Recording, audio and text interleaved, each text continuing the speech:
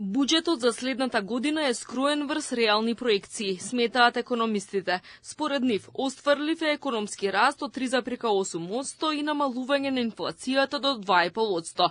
Освен тоа, го поздравуваат потегот на владата, која се обврза да го продолжи процесот на умерено трошење и намалување на несуштинските расходи.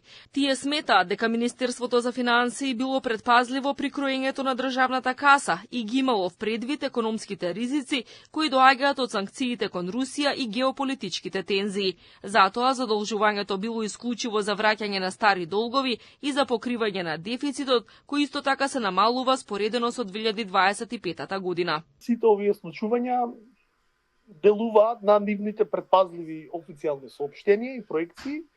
Токму буџетскиот дефицит е проектиран на околу 3,5%, а вкупното задолжување на 2026 некаде се движи околу 1,7 милиарди евро. Не треба да се прават нови непредвидени трошоци во тој дел и мислам дека треба внимателно ја поставуваме како чинители во делот на стабилност во однос на ликвидноста. Главен двигател на растот предвидено е да бидат капиталните и приватните инвестиции, како и зголемената потрошувачка поради повисоките плати и пензии. Фактот што капиталните инвестиции се намалени до нивото на 660 милиони евра, според универзитетскиот професор Синиша Наумовски, е доказ дека тие се проектирани на реално ниво, односно дека толков е капацитетот и на вистина да се реализираат, а не само да завршат напишани на хартија.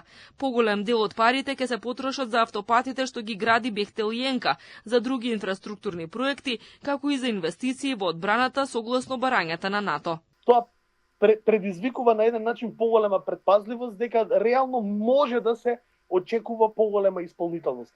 Токму и тоа предизвики на секое министерство, во било која влада, на секој министер да има да најде начини и механизми како таа бројка која е проектирана да биде многу по-реалистична во однос на аплицирањето. Повеќе пари ќе има и за исплата на пензии. За оваа намена вкупно ќе се потрошат 1,9 милиарди евра или за речиси 10% повеќе. Највозрасната категорија граѓани во 3 наврати доби покачување од вкупно 6.000 денари во последната година и пол. За март 2026 година е предвидено зголемување од 1.000 денари. Уште едно покачување на примањата ќе имаат и следната есен, но се уште не се знае дали тоа ќе биде линеарно.